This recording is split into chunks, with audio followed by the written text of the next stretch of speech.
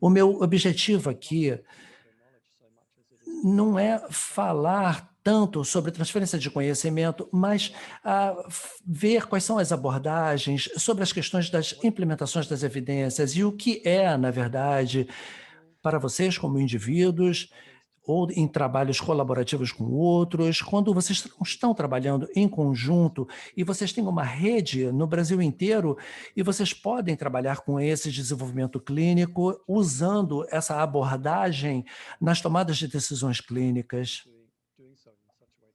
e fazendo isso de uma maneira que isso possa aumentar a qualidade do trabalho que vocês realizam. Então, é um entendimento comum nessas questões de cuidados baseados em evidência e as decisões que são tomadas e na prática propriamente dita. Então, antes de nós começarmos, eu gostaria de falar um pouco sobre se eu não tenho nenhum tipo de conflito de interesses. Então, como vocês veem, eu trabalho para a Universidade de Adelaide e eu trabalho também como chefe editor no JBI por mais de 20 anos, trabalhando com implementação de evidências. Então, de conflitos diretos ou indiretos, eu não tenho nada aqui que comprometa a minha apresentação. Então, para onde que nós estamos indo com relação à alocação desse conhecimento? Nós trabalhamos com 3 tipos de evidência que informam a tomada de decisão clínica. Então, é uma forma analítica, é um processo analítico de pensar que não é necessariamente estar lidando com a prática. Então, nós precisamos olhar com uma construção de evidência e essa transição entre o conhecimento para a ação, não numa forma teórica dos modelos tradicionais. Nós precisamos olhar para isso de uma maneira prática e clínica. Então, se o tempo permitir, nós vamos falar um pouco também sobre alguns exemplos clínicos.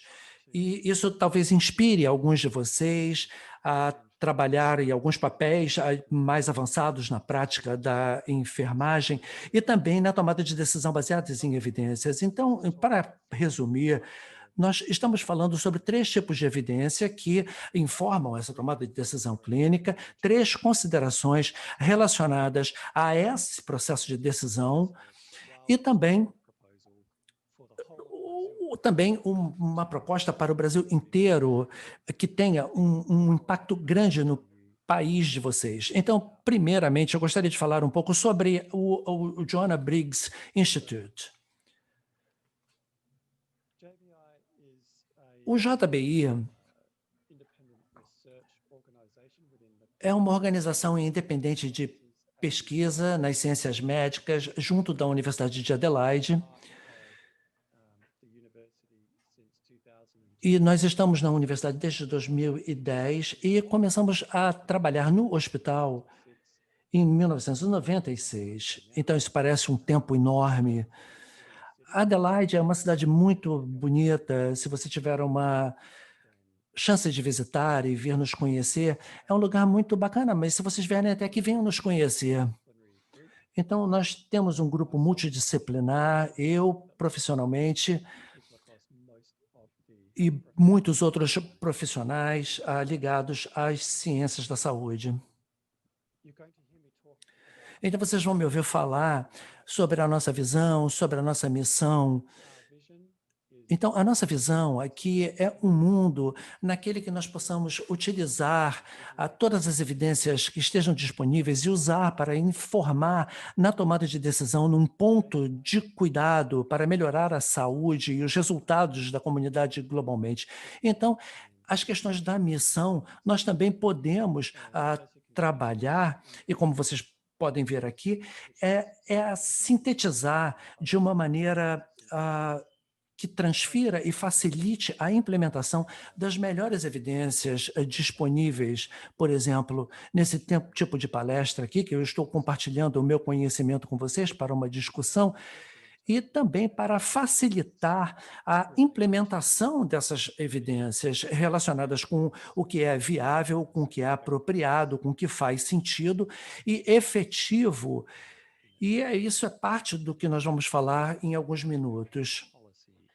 e que esteja em consonância com as melhores práticas e políticas de saúde. E vocês vão ver isso mais adiante. Então, o JBI, nós temos aproximadamente 25 pessoas trabalhando aqui. É pequeno, mas globalmente nós temos muito foco em colaboração. Então, vocês podem ver aqui por esse mapa que nós temos, que cobre diversos centros colaborativos em diversos lugares do mundo. Nós temos um no Chile, um no Brasil. Nós gostaríamos de ver mais colaboração na América do Sul, e termos mais marcas nesse mapa. Então, quando nós temos essa visão ampla e essa missão grande, isso não está relacionado apenas ao que nós fazemos em Adelaide, é o que é combinado e o que é produzido em termos de qualidade e desenvolvimento e treinamento avançado de educação e facilitar a implementação no mundo inteiro. Então, isso está sendo feito no Brasil, isso já foi compartilhado também em outros locais do mundo de uma forma colaborativa. Então, o que lidera tudo isso, talvez seja a nossa visão e a nossa missão, é também um modelo com o qual nós trabalhamos, é um modelo de evidência. A evidência é um modelo específico, e como vocês podem ver aqui, nós falamos sobre evidência baseada em cuidados de saúde, e existem diversas formas de categorização. E eu prometo a vocês que eu vou definir isso para vocês em mais detalhe, mais para frente, apenas para tocar um pouco nos problemas mais comuns, que as definições sobre esse tópico especificamente. Então, geralmente, que nós falamos sobre evidência e sobre eficácia, e nós cuidamos bastante dos testes clínicos e também nós vemos também sobre os projetos. E isso pode ser bastante útil quando estamos utilizando os estudos terapêuticos ou as intervenções que precisam ser feitas. Mas o que nós fazemos aqui particularmente existem questões bastante complexas no universo clínico e nós oferecemos mais do que eficiência e nós oferecemos mais do que uma diversidade. Nós precisamos entender as pessoas e as experiências que possam nos ajudar a compreender e investigar as culturas e compreender aspectos éticos nos cuidados da saúde. E as questões de eficiência é uma parte desse quebra-cabeça que tem uma forma bastante abrangente de compreensão desse cenário todo. Então, nós temos aqui, nesse modelo, que o JBI trabalha e que organiza o nosso pensamento, e a evidência ela está no ponto-chave dessa questão. Então, esse modelo começa com as evidências baseadas nos pontos de saúde, então é no bem-estar do paciente e a importância disso para as comunidades globais. E como vocês podem ver, se passarmos isso no sentido do relógio, você vê esse modelo de saúde global, você está trabalhando com uma investigação empírica, e nós chamamos isso de geração de evidência. Então, você cria o conhecimento através da experiência, através do conhecimento e do discurso. Então, isso forma a base do que nós chamamos da síntese da evidência, que no JBI é primariamente através de um aspecto bastante sistemático e também a forma como nós vemos o escopo, a qualidade de tudo o que é feito, mas também as diretrizes que nos orientam com relação à prática. Essas são as formas que nos levam a essa síntese da evidência. Então, quando você pega parte da sua pesquisa e você vai avaliar em termos de qualidade, e você vai trabalhar com a melhor qualidade possível, resumindo isso de uma forma bastante acessível, e você pode ter isso de uma forma bastante confiável e abrangente em todas as perguntas que apareçam e não apenas de estudos individuais. Então, é um programa bastante importante no JBI E esse programa, ele também depende maciçamente na questão da síntese da evidência e como isso é disseminado, informado. Então, obviamente, nós precisamos, idealmente, disseminar esse conhecimento e essa prática caracterizada de uma maneira que se publique, e isso em plataformas, de uma maneira que as pessoas possam ler e que possam ter acesso e possam alcançar esse conhecimento compartilhado. Então, as questões de transferência de conhecimento, você vai colocar isso de um registro eletrônico, de alguma maneira. Então, você tem programas educacionais, às vezes são feitos lá no local, mas esse ano está sendo feito online, e também ensinar as pessoas que as evidências foram sintetizadas, mas também ensinar as pessoas sobre a implementação, porque não há uma expectativa de como as pessoas vão implementar isso, e se eles não forem ensinados as técnicas, como ter acesso a todo esse tipo de conhecimento. Então, esse modelo na JBI, nós temos uma curadoria com relação ao conhecimento e a geração desse conhecimento. Isso é correlacionado e sintetizado e transferido para diversos tipos de transferência. Nós temos profissionais médicos que podem utilizar, implementar, avaliar todas essas práticas dentro dos seus próprios sistemas e também nas suas práticas médicas.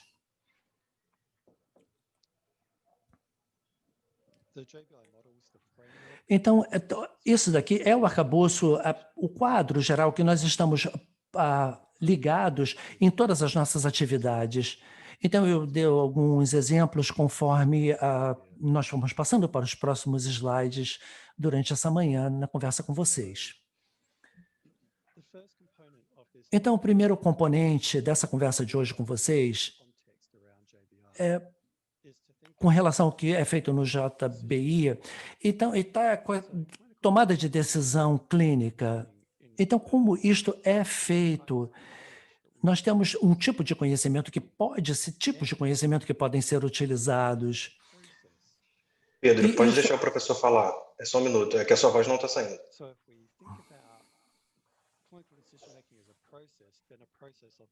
Tá? Só está saindo a voz do professor Clay, do professor Lockwood. Não está saindo a sua voz. We need to remember that the JBI vision is to see best evidence used to inform clinical decision making. Then we can study clinical decision making and understand what the components of it are. Such as rapid review. So clinical decision making then is based on types of knowledge that all are co-contributory. No doubt you're aware that knowledge can be codified in numerous different ways. We can think of knowledge that informs decision making as being personal practice knowledge, theoretical knowledge, procedural knowledge. It might be local ward, cultural knowledge. It can be reflexive. It could be categorized as implicit or explicit or even intrinsic knowledge. And each of these has its uses when studying nursing knowledge. But for this talk today, we want to consider knowledge within an evidence-based healthcare context. And we're going to talk about knowledge that is codified into 3 dominant types. And I don't think these will surprise you very much, but see what you think. So the first one to talk about is clinical judgment and expertise. This is about applied clinical knowledge or judgment. It is often called expertise. And expertise as an advanced practitioner is the cumulative sum of knowledge and experience used in the context of clinical decision making. It guides us through day-to-day routines. So that might be to quickly and efficiently set up a hemodialysis machine. It might be to prepare a tray for urinary catheter insertion. Whatever the technical task is, cumulative knowledge and expertise esse conhecimento cumulativo e todas as tarefas. E isso inclui também, chegando no ponto central da questão. Então, você tem que pensar e como identificar o momento correto aonde o paciente precisa de algum tipo de suporte ou de ressuscitação. Existe um tipo de conhecimento que está envolvido em identificar quando um paciente precisa de um cuidado médico urgente. E esta combinação de experiências nesse julgamento clínico. Isso talvez possa ser expresso quando você está numa conversa ou então quando você está cuidando de outras necessárias. Você não sabe,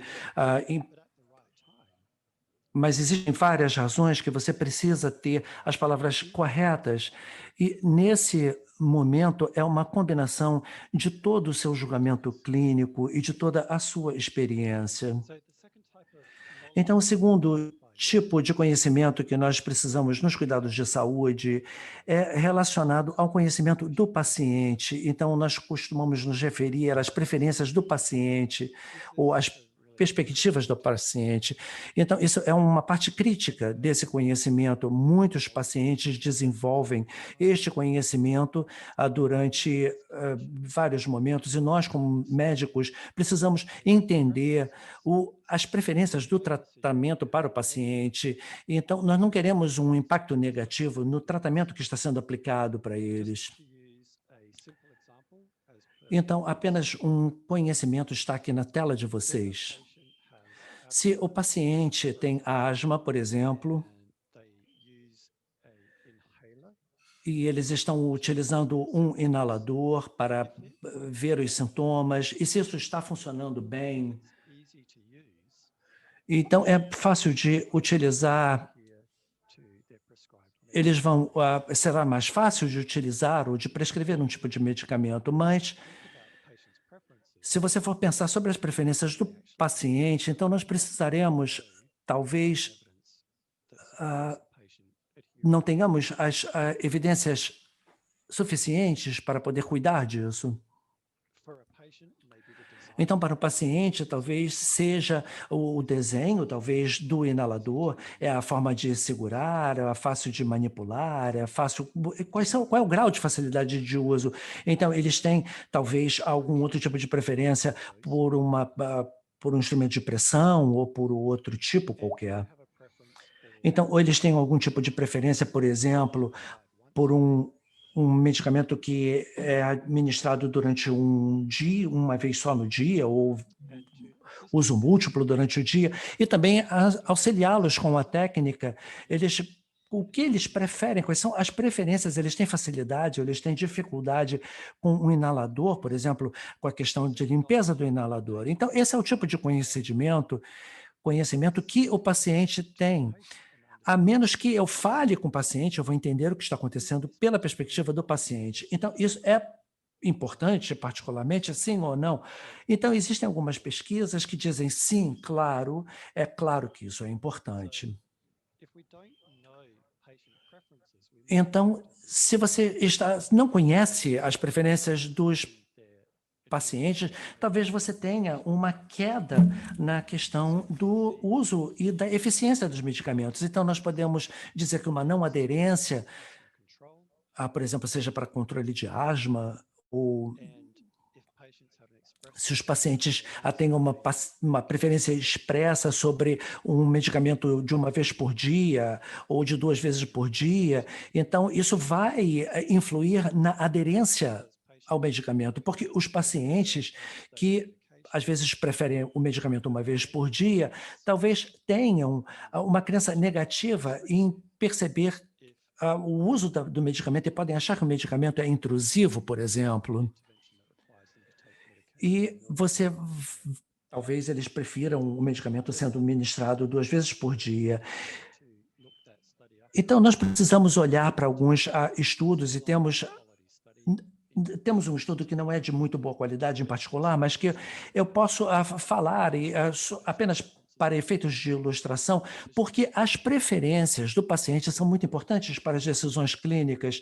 Existem fatos que estão ligados à questão de eficiência e de aderência, e isso está muito baseado no meu julgamento clínico, no meu conhecimento clínico, e as preferências do paciente é o segundo tipo mais importante. E o terceiro tipo de conhecimento é um que não vai surpreender vocês, porque está ligado a um outro aspecto. Esse terceiro tipo de conhecimento, na verdade, é a evidência na decisão de tomada de decisão clínica.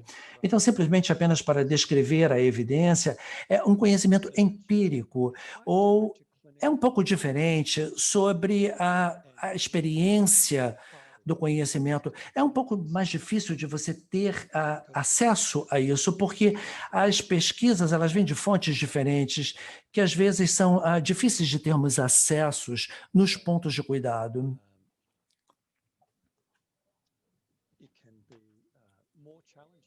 Isso pode ser um pouco mais desafiador quando você está trabalhando num contexto em termos de descobrir e pesquisar as evidências, mas isso é um requisito, é um requerimento para a tomada de decisão baseada em evidências. E vocês podem ver aqui, tem um resumo disso, que essa decisão ela inclui um conhecimento clínico especializado, também inclui as preferências expressas dos pacientes, sejam as suas visões ou as suas crenças, e também você tem uma prática avançada, e geralmente um acesso que possa avaliar e implementar estas evidências. Então, isso já foi expressado visualmente, então vocês provavelmente já estão familiarizados com isso. Então, como vocês podem ter esse tipo de conhecimento e implementá-lo? Vocês podem olhar para isso, você olha para a evidência está no meio, ou está como centro de todo o processo, mas você também tem tudo que está relacionado ao conhecimento, as questões do pacientes e clientes, o conhecimento que vem de pesquisa.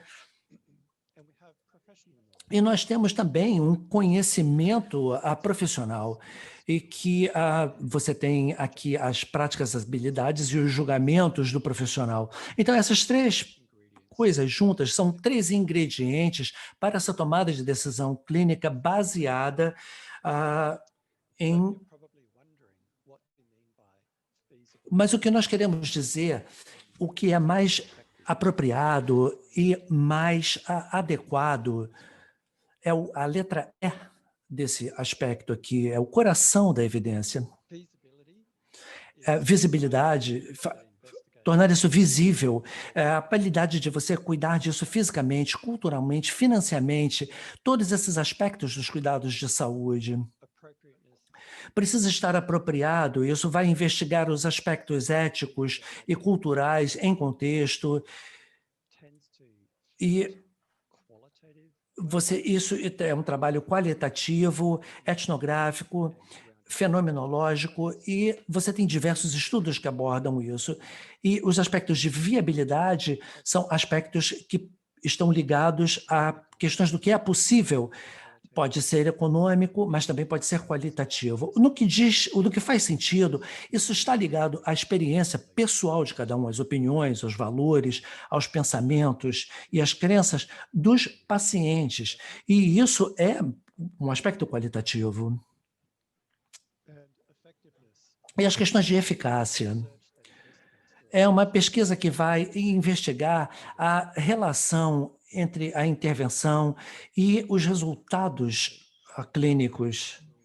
Os profissionais de saúde, de cuidados de saúde, e principalmente nesse aspecto, você precisa olhar e ver de que maneira que as intervenções serão feitas, e nós vemos isso sendo descrito em modelos que influenciam diretamente as tomadas de decisões clínicas. Então, isso aqui é o final da primeira parte da minha apresentação, porque nós olhamos para os três partes de conhecimento, a da decisão clínica, o propósito da prática e você colocar o conhecimento em ação. E agora nós vamos focar nas questões de implementação nas tomadas de decisões clínicas. Então, é uma forma de pensar a esse respeito, é pensar em ativar o conhecimento no ambiente clínico e nos locais de trabalho. Então, nessa sessão, nós vamos olhar em como vamos ativar o conhecimento. Nós sabemos que o conhecimento é importante para a ação e essa tomada de decisão, mas o conhecimento não é a mesma coisa que a ação. E também não é uma garantia de ação. Então, criar mudança, você precisa de liderança clínica, de capacidade organizacional, e você precisa de diversas mudanças de práticas locais.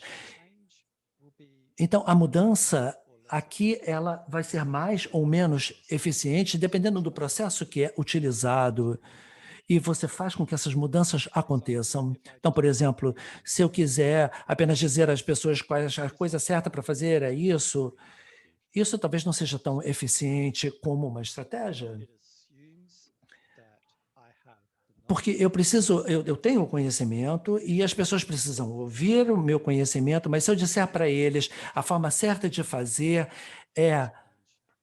isso vai determinar uma mudança de comportamento ou uma atitude ou uma abordagem. Isso pode mudar tudo. E, na verdade, nós precisamos conversar a esse respeito essa manhã, porque criar essa mudança nas práticas, isso leva muita energia e muitos anos, porque não é tão direto ao ponto.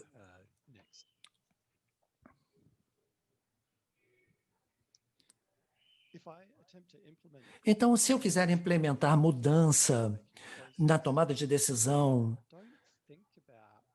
nós precisamos olhar aqui para o contexto em que isso está acontecendo, ou em como os profissionais que estão envolvidos, como eles respondem às mudanças, e eu posso talvez ser mais bem-sucedido. E se tivéssemos tempo, eu poderia contar muitos dos meus casos, da minha experiência, porque também existem casos de falhas em que as coisas não deram certo.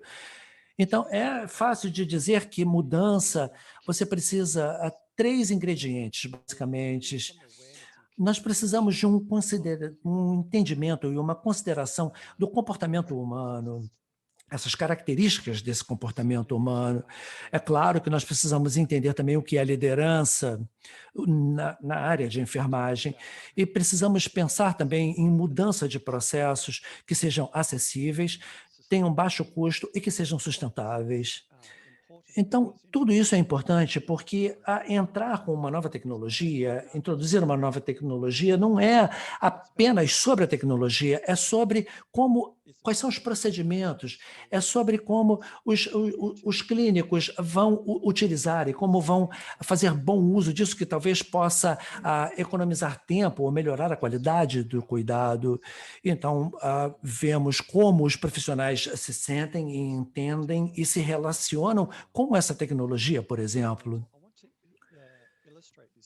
Então, eu quero ilustrar isso aqui para vocês. Alguns alunos meus de PhD já vêm fazendo algum progresso ao longo dos anos e eu quero falar um pouco a esse respeito. Um dos meus estudantes no PhD, ele está utilizando o uso de robotics na implementação para pacientes que tiveram ataques cardíacos, derrames, e um deles olhamos sobre a questão do custo e também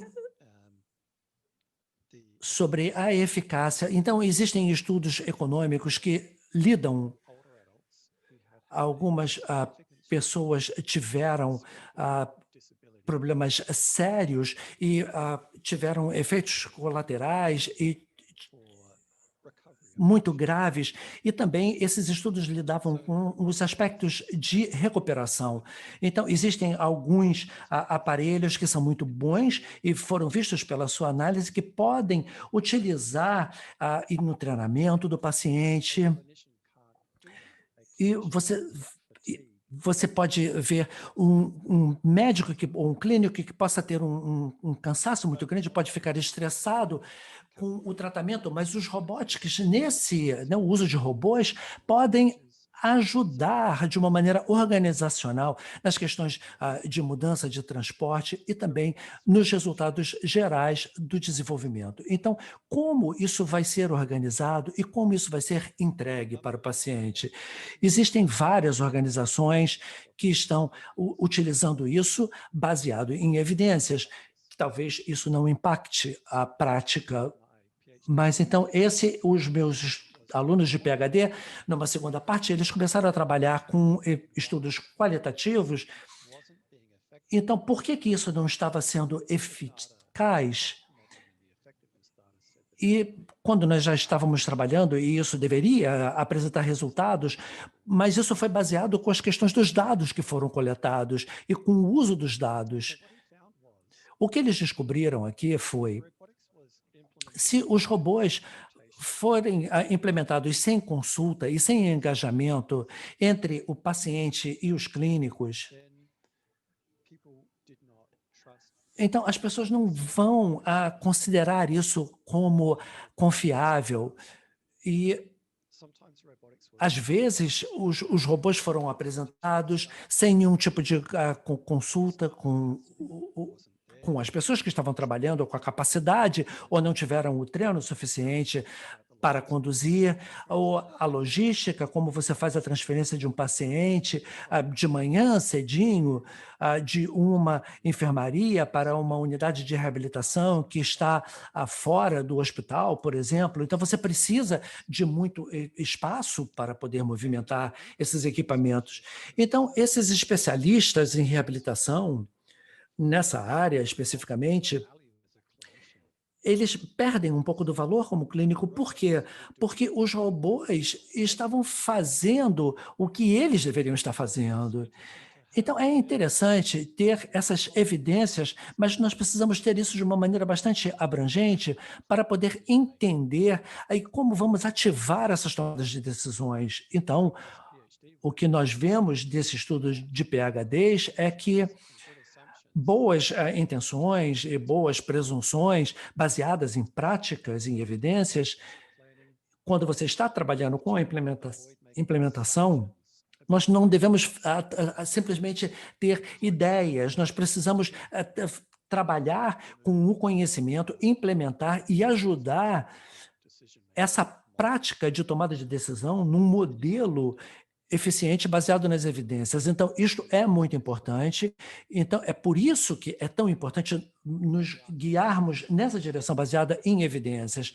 Então, claro, eles dizem, isso é muito importante, nós temos alguns dados aqui, não muita coisa mudou, nós temos algumas coisas aqui que já são bastante antigas em termos de dados, mas nós temos que entre 30% e 40% de pacientes, eles não têm uma eficiência provada. Agora, entre 20% e 25%, eles têm o cuidado que é irrelevante ou pode causar algum tipo de dano potencial, porque nós não temos as evidências suficientes.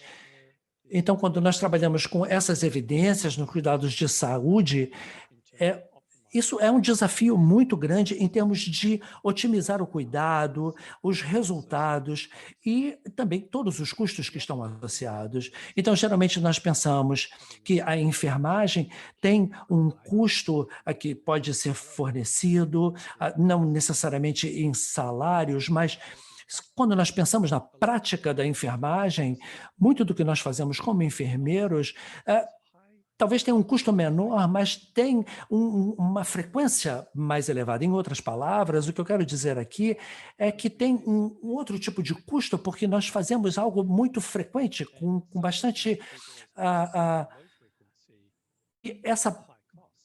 Às vezes, o que nós vemos é uma baixa frequência com alto custo, não é o que nós fazemos. Então, nós temos um papel muito importante que nós precisamos tomar e de líderes nessas tomadas de decisão.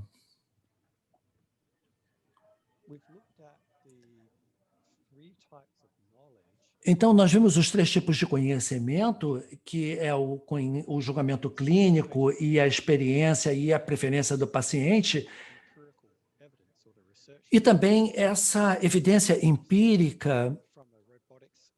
E nós vimos do exemplo dos robôs que, se nós entendermos isso de forma equivocada, nós vamos estar trabalhando de uma maneira errada, e vemos que estes dados que nós temos aqui, existem ainda desafios que estão em andamento e que vão impactar ao cuidado clínico. Então, agora, o que eu gostaria de falar com vocês, eu vou mostrar como nós podemos chegar lá.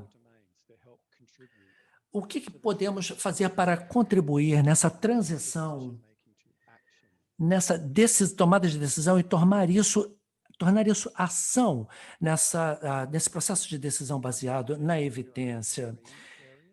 Então, eu vou falar aqui sobre 3 áreas que nós precisamos olhar de maneira bastante prática. Então, nós estamos trabalhando também com as questões de liderança e também com trabalhos que possam ter um bom custo, um custo-benefício e que possa melhorar os cuidados. E eu espero que nós possamos terminar isso no horário marcado. Então, o que nós estamos falando aqui é sobre quando nós estamos falando do comportamento humano de uma maneira prática e como isso influencia, ou são determinantes de comportamento. Então, os determinantes principais, as características básicas aqui, é o conhecimento. E isso é porque, quando nós falamos sobre implementação, não é a tecnologia que importa. Com o exemplo de robôs que nós acabamos de falar, nós vimos que não era a decisão de utilizar robôs ou não, a razão para ser bem-sucedido ou não, era o fato de que a administração não conversou com os clínicos e não tinha um bom entendimento e não tinha um fator motivacional para a utilização daquilo. Então, se você está essa diferença entre saber e fazer, então você precisa olhar para isso de uma maneira mais clara e estruturada. Isso talvez seja familiarizado para vocês. Esses domínios aqui, você precisa observar e entender esses determinantes do comportamento. Então, o conhecimento, são as habilidades, você ter um papel social e profissional que seja reconhecido, você ter uma clareza sobre as crenças e sobre as capacidades, otimismo também. Tudo isso são características humanas ou traços humanos que podem ter um impacto na forma como os clínicos vão se comportar, ou se eles vão conseguir mudar um determinado comportamento. Isso está sendo utilizado, isso tem uma relação com vários colegas na área médica, por exemplo, se você vai lavar as suas mãos ou não, por exemplo, um exemplo. Então, nós temos algumas questões que estão ligadas às ciências da implementação, o que nós podemos observar e ver evoluir esses conhecimentos e essas habilidades, uma vez que tenhamos uma boa influência no que nós podemos mudar. Então, esses determinantes de comportamento vão ajudar a forma como os clínicos vão, por exemplo, decidir se eles vão lavar ou não as suas mãos. Então, nós temos essas considerações de comportamento e nós também temos as questões das decisões clínicas, que podem ser utilizadas como um guio para ter uma intervenção abrangente que seja colocada em prática. Então, nós temos algumas intervenções e essas mudanças de comportamento e esses determinantes, podemos fazer um link de uma maneira efetiva na técnica e podemos facilitar, ajudar, sejamos pesquisadores que estamos desenvolvendo algum tipo de pesquisa Então, existem várias coisas bastante positivas que podem ser tiradas daqui, se nós considerarmos esses determinantes do comportamento, como eles estão relacionados a mudanças na prática e nessas evidências que vão afetar as tomadas de decisão. Então, o segundo ponto aqui que nós precisamos pensar, então, é a liderança clínica. É uma segunda característica simplesmente pelo fato de que você tem isso de cima para baixo e você tem... Isso geralmente não é muito bem sucedido do que as mudanças que acontecem de forma colaborativa com esse aspecto de liderança clínica. Então, isso é um ingrediente-chave e é uma evidência e é fundamental na utilização das evidências.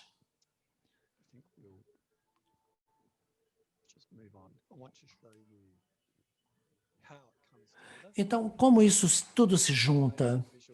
Esse slide é uma ilustração do tipo de liderança clínica, ou talvez o que se pareça aqui,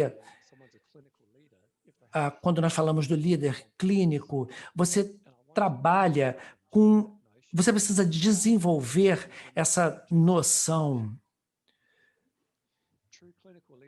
Então, através dessa liderança clínica, quando alguém entende a organização da visão, propriamente dita, entende quais são as expectativas e como essas expectativas chegam nessa visão e entende os métodos ou a forma como isso vai melhorar aquilo que vem a acontecer.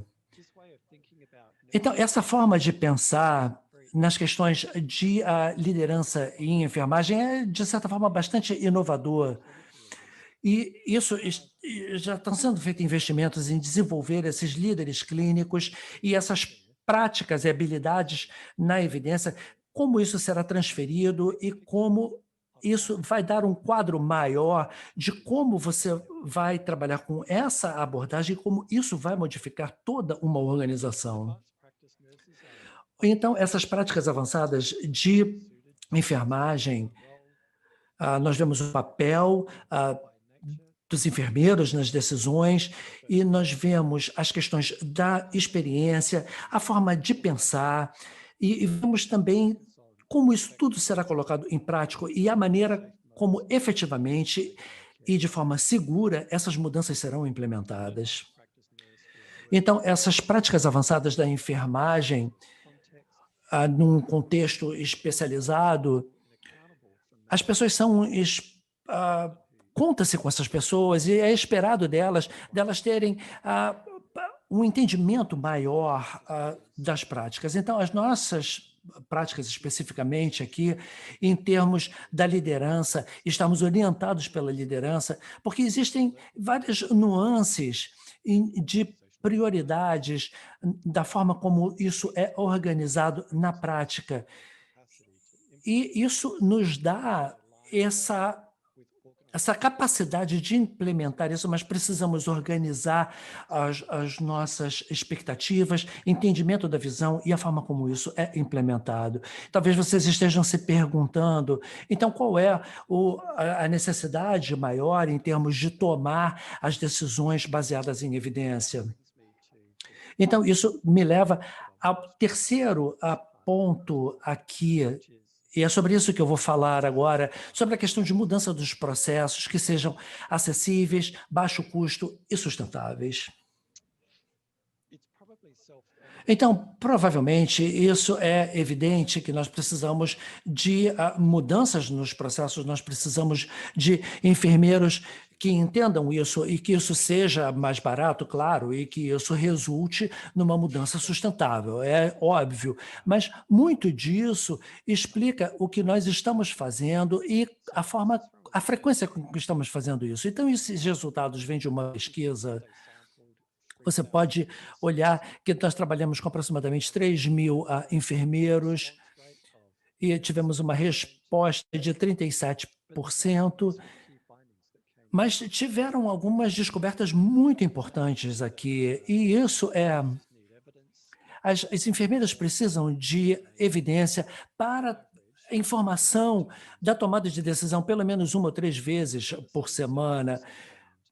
Mas eles também descobriram os enfermeiros têm o tempo para descobrir, às vezes não têm o tempo para ir descobrir e buscar as evidências.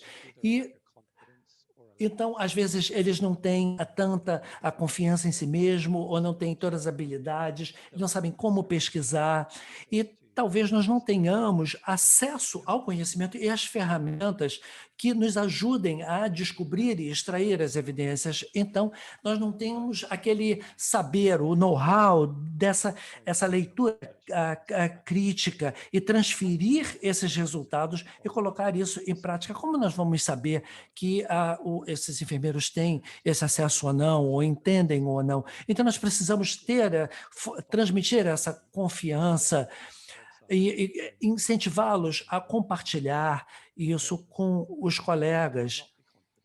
Então, nós temos os resultados de enfermeiros que não tinham essa autoconfiança, e o que nós precisamos fazer é incentivar essa autoconfiança.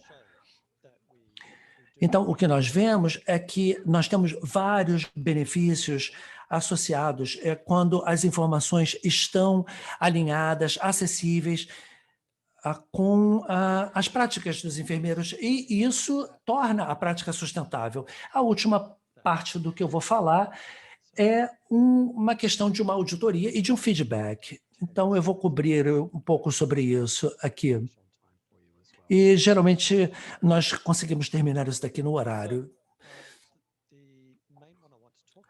Então, o que eu quero falar aqui a respeito é sobre essas questões de uma auditoria baseada em evidência e esse feedback. Isso é muito eficaz quando você tem essa mudança de perceber e tornar isso em ação, e isso se ajusta muito bem nessa abordagem dos cuidados de saúde baseados em evidência.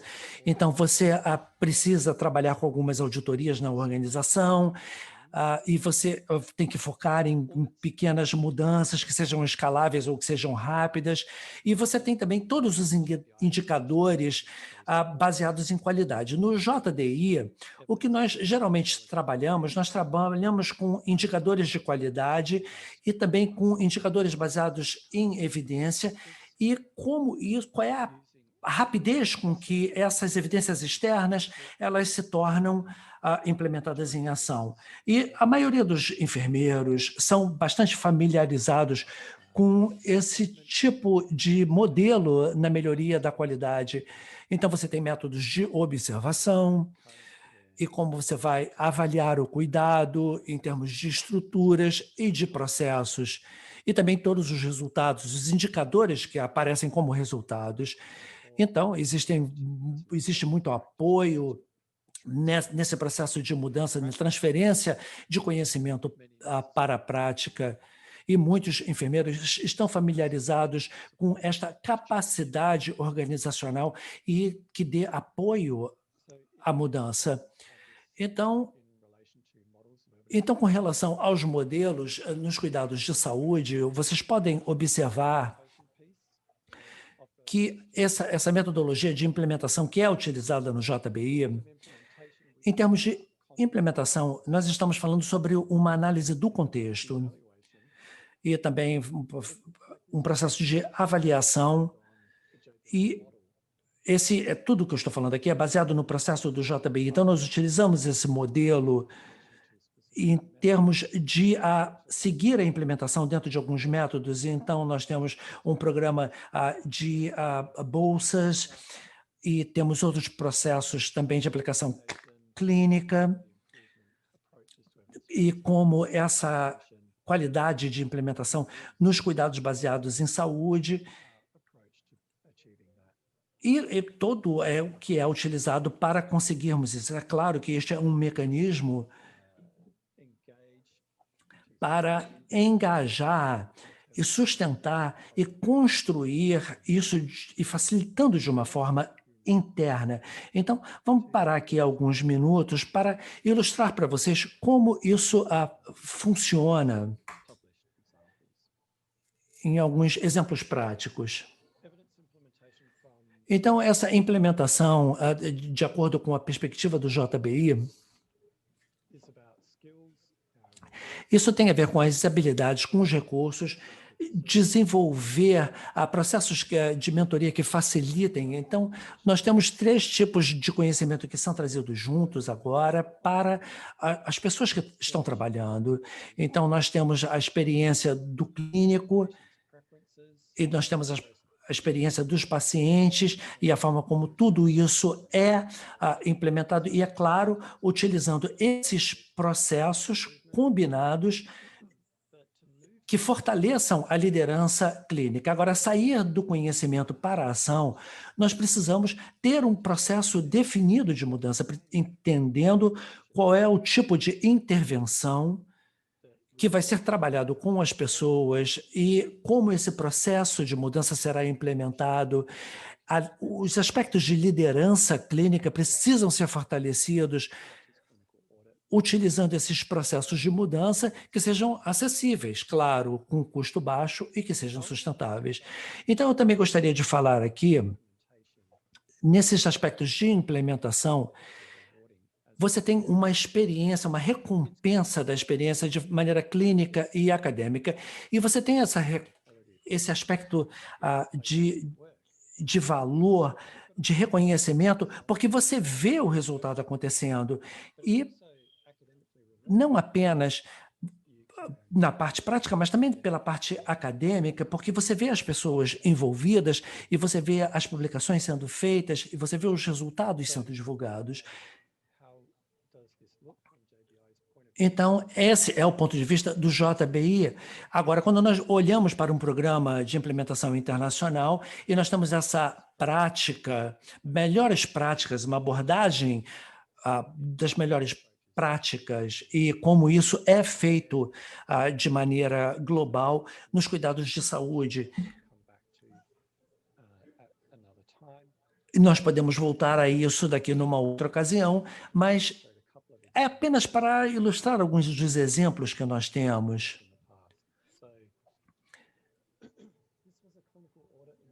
Então, isso aqui foi feito uma auditoria clínica em alguns elementos e indicadores para melhorar o cuidado com pacientes adultos numa unidade médica. Os estudantes aqui estavam alinhados e baseado nos dados que nós tínhamos.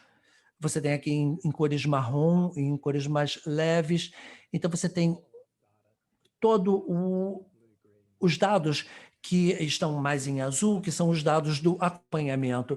Então, o que nós temos aqui, primeiro, nós vemos as conformidades de o que era aceito, o que era feito, e nós temos também uma medida interna e com bons processos acessíveis e de baixo custo, claro, como eu já mencionei. E tivemos muito boas melhorias com um critério especificamente, que nós atingimos 100%. Outro ponto interessante como isso funciona e que é recompensador em termos clínicos, não estão apenas ligados aos resultados, é a experiência. Quando nós temos esses cuidados da saúde baseados em evidências, então nós estamos trabalhando em algumas unidades e nós temos aqui esse gráfico.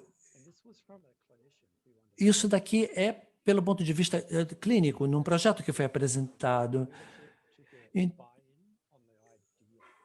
Então, nós precisamos ter um entendimento do projeto, eles concordaram com aquilo, dão um suporte, e depois precisamos entender quem são os principais atores do processo e o engajamento deles, e entender também o contexto local.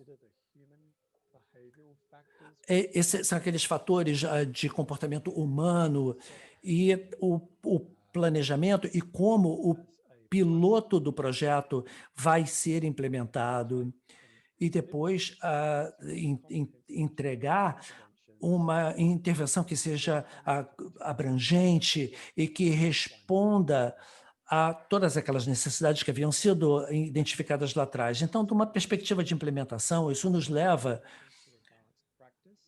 quando nós trabalhamos com as melhores práticas, E você constrói uma espécie de uma ponte entre a organização e as prioridades clínicas. E isso aqui é muito importante. Eu, eu não eu não conhecia isso quando eu estava trabalhando numa outra época da minha vida. Eu gostaria de saber, porque você quer os resultados que estejam alinhados com as prioridades da organização e você precisa desenvolver isso de uma maneira sustentável e que esteja alinhada com todos os sistemas da organização. E fazendo isso, quando você está trabalhando com a liderança clínica, isso nos leva novamente para essa conjuntura prática e teórica do conhecimento para melhorar a prática da enfermagem e o resultado nos pacientes. Tivemos resultados muito bons e ainda temos várias outras coisas que foram aprendidas além disso. Então, quando você começa a trabalhar a parte da implementação e com aquele projeto piloto e como as mudanças serão implementadas, então você não subestime os aspectos de educação e as questões das práticas de quem está na linha de frente. Porque você pode criar um grupo muito interessante de trabalho dentro daquela unidade, especialmente quando isso está alinhado com as prioridades da organização. E, é claro, isso conecta novamente com as práticas da enfermagem. Então, aqui o que nós vemos no JBI, nós trabalhamos nesses processos dessa tomada de decisão e nessa transição desse cuidado clínico e nos permite às pessoas a trabalhar com outras estratégias ligadas e promovendo a implementação da evidência e trabalhar de uma maneira colaborativa e também mudando a liderança. Isso muda o comportamento das pessoas em relação à prática.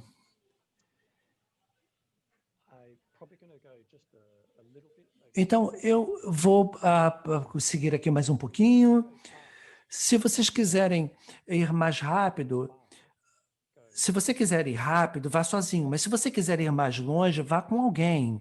Então, o JBI trabalha com as questões de colaboração. A nossa visão, a nossa missão, o que nós queremos é colaborar. E um reflexo disso é que talvez você possa se sentir inspirado por nós como um profissional de saúde e seguir o que eu falei aqui.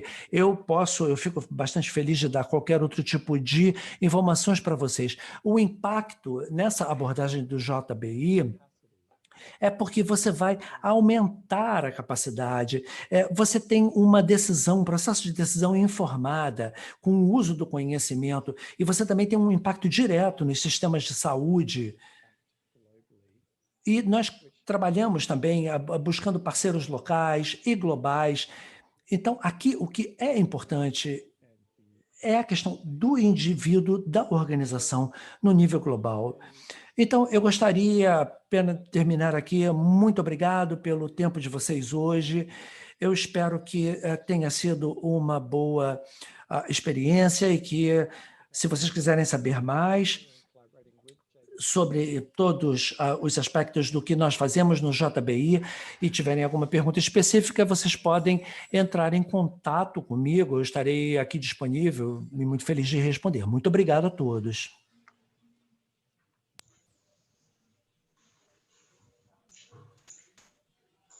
Professor Lockwood, can you hear me?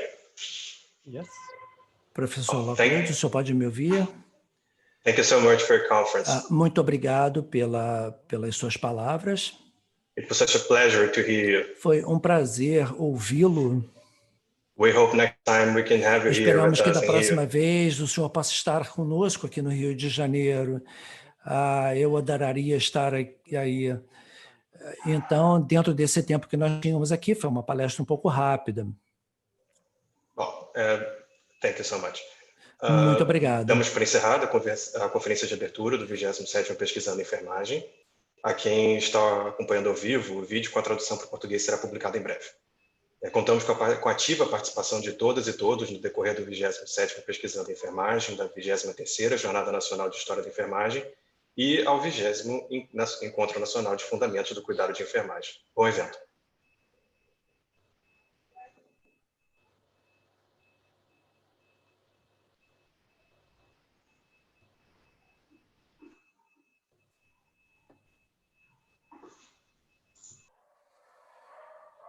Agora, onde fica salvo isso no meu computador? Que eu nunca gravei no Zoom, entende? Olha, eu gravo. você vai receber um comando de que a gravação está sendo processada. Então, se você ainda não recebeu isso, pode aguardar, tá?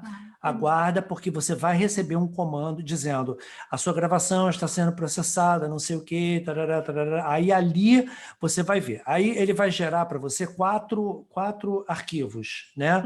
Então, um arquivo você não abre, um arquivo geralmente é um TXT, que é se tivesse chat, né? Que também não houve aqui. Não tem. Aí você vai ter um arquivo MP4 e vai ter um arquivo de áudio, tá? Entendi. Então, esses é que são os arquivos importantes. Então, aí o que acontece? Eu fiz tudo que foi pedido, conforme combinado.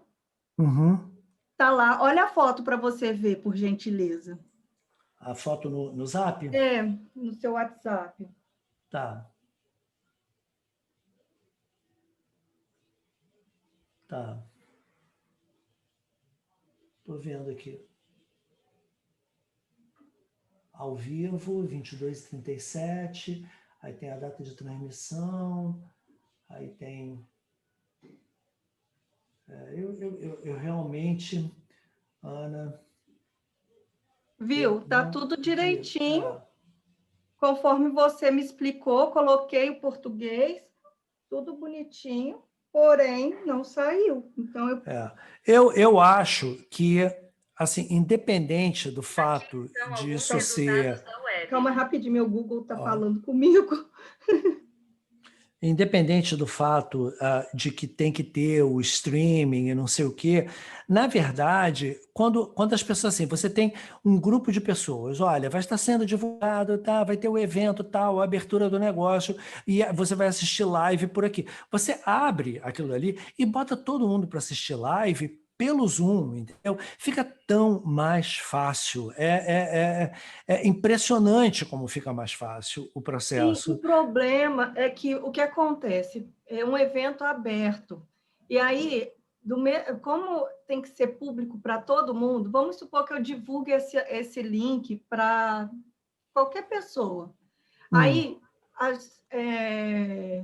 elas vão entrar aqui e vão acabar aqui interferindo a live, entende? Não, elas não interferem porque você dá um jeito de bloquear as pessoas não podem falar e não podem abrir câmera, elas estão assistindo um evento. É um evento ao vivo, da mesma maneira como elas estão assistindo pelo YouTube. Elas estão